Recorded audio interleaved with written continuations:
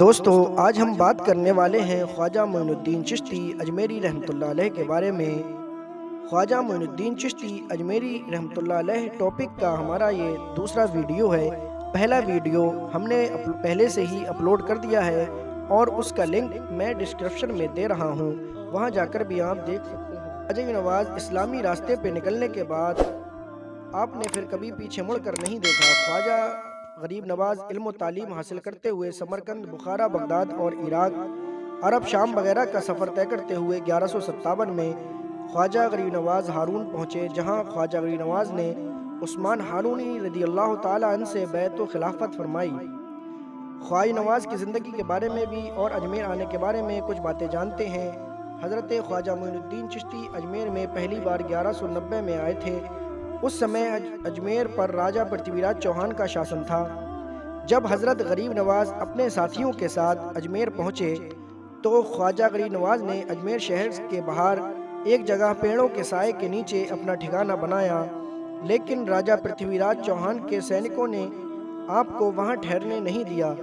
انہوں نے آپ سے کہا، آپ یہاں نہیں بیٹھ سکتے، یہ استان راجہ کے اونٹوں کا بیٹھنے کا استان ہے۔ خواجہ غریب نواز کو یہ بات بری لگی۔ آپ نے فرمایا، اچھا اونٹ بیٹھتے ہیں تو اونٹ ہی بیٹھیں گے۔ یہ کہہ کر خواجہ نواز وہاں سے اڑ گئے اور اڑ کر چل دیے، اپنے ساتھیوں کے ساتھ وہاں سے چلے گئے۔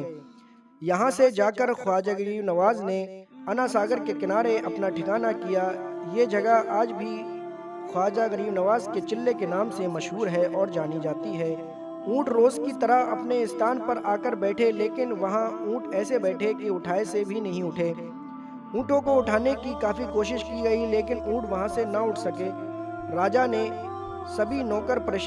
اور سبھی نوکر پریشان ہو گئے۔ نوکروں نے اس ساری گھٹنا کی خبر راجہ پرتھوی راج چوہان کو دی۔ راجہ پرتھوی راج چوہان یہ بات سن کر خود حیرت میں پڑ گیا۔ انہوں نے نوکروں کو آدیش دیا کہ جاؤ اس فقیر سے معافی مانگو۔ نوکر خواجہ غریب نواز کے پاس آئے اور ان سے معافی مانگنے کے لیے کہا۔ خواجہ غریب نواز نے نوکروں کو معاف کر دیا اور کہا، اچھا جاؤ، اونٹ کھڑے ہو گئے ہوں گے۔ نوکر خوشی خوشی اونٹوں کے پاس گئے اور ان کو اونٹ بالکل کھڑے ہوئے ملے اور نوکر حیرت میں پڑ گئے کہ یہ کیا ہوا۔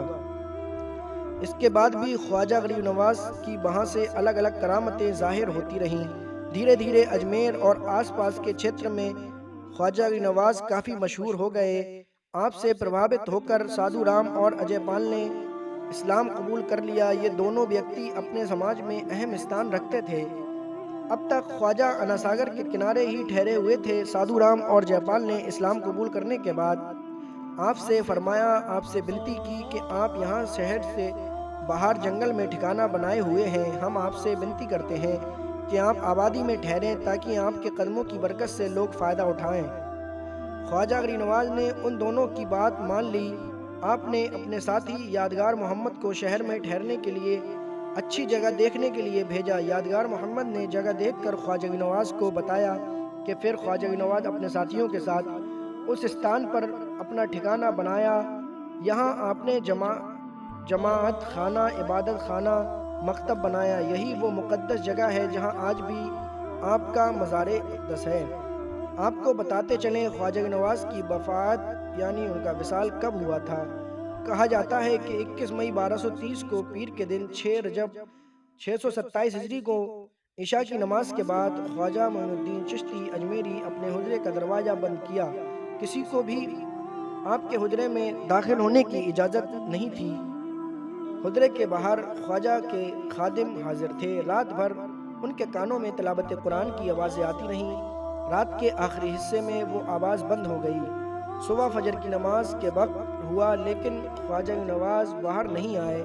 خادموں کو فکر ہوئی، انہوں نے آپ کو آوازیں لگائیں اور دستک دی۔